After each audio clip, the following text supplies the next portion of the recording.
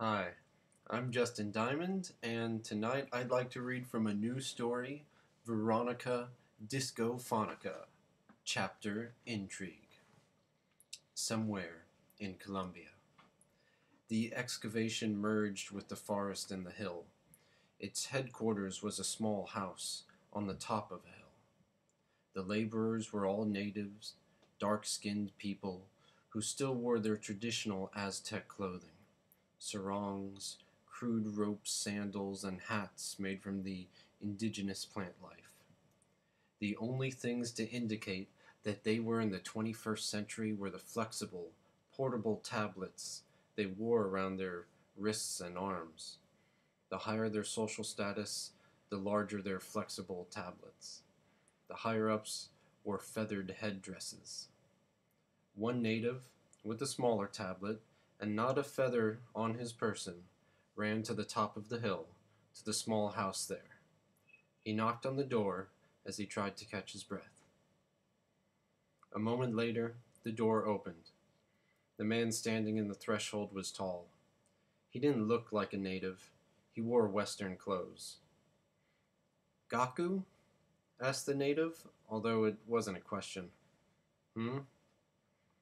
The native spoke to him in a language that was neither Spanish nor English. "We found the burial chamber." Gaku reached for a wide-brimmed hat on a nearby table and followed the native to the bottom of the hill. He tried to be stoic about it, but his face betrayed him. He had been waiting for this moment since time out of mind. As they walked down the slopes of the hill, they passed a few rocky patches, then a portion where the rocks had been carved to steps. By the time they reached the bottom, it became clear that the hill wasn't next to the excavation. The hill was the excavation. They had tarps over an entrance that might have been a cave, but it was a man-made entrance, all right angles and carvings. One of the higher-ups, wearing a feathered headdress, joined Gaku, handing him a glow stick the size of a baseball bat, as they entered into the darkness of the pyramid, large enough to be mistaken for a hill. A few laborers passed them with buckets full of earth. Gaku and the native ignored Aztec glyph carvings on the wall with the familiarity of people who had seen them too many times to still be curious. Near all of the glyphs depicted a figure wearing the same distinctive feathered headdress and jewelry.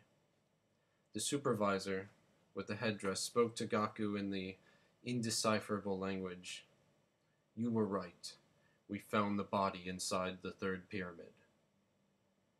"And you're quite sure this is the Quetzalcoatl, and not some mortal impersonator who came later?" "The audio imager shows no cavities in the third pyramid. It is the original. See for yourself. I'm sure you'll feel it too." They continued deeper into the pyramid. The walls were narrow, and too low to walk fully erect. They had to lurch forward to travel safely, only adding to the claustrophobic feeling. "Here is the corner of the middle pyramid," said the supervisor. In a dark corner of the huge pyramid was the corner of another, smaller pyramid, tucked inside like a Russian giant's nesting toy. They walked around to the entrance to the second pyramid, and into that one, until they came to yet a third pyramid. As they approached, a few more natives, not important enough for headdresses, passed them carrying buckets of earth. "They unearthed the chamber only an hour ago. The hole should be wide enough for us to fit through now," said the supervisor. "And no one else has gone inside yet?" "You will be the first." Gaku took off his hat, threw his oversized glow stick in first, and squeezed in after it. When he dusted himself off and picked up the glow stick, he couldn't help but smile. He was inside of a small burial chamber. There could be no doubt about it. The room was filled with clay pots, all of which had stories drawn onto them, all of which depicted the great feathered serpent Quetzalcoatl. Dominating the center of the room was a small altar, on top of which were the remains of a man. He was mummified, but in the Aztec style. His limbs had been wrapped with linen, but either the linen was very thin, or else so badly degraded that Gaku could still see the feather and scale tattoos on his arms. The body was crumpled, in a sleeping position. But there could be no mistaking it. The jewelry on the body, the bracelets, and most distinctively the headdress, all matched those worn by the person depicted in the pottery and on the walls of the pyramids. The supervisor was right. Gaku could feel it. At last, the body of Quetzalcoatl.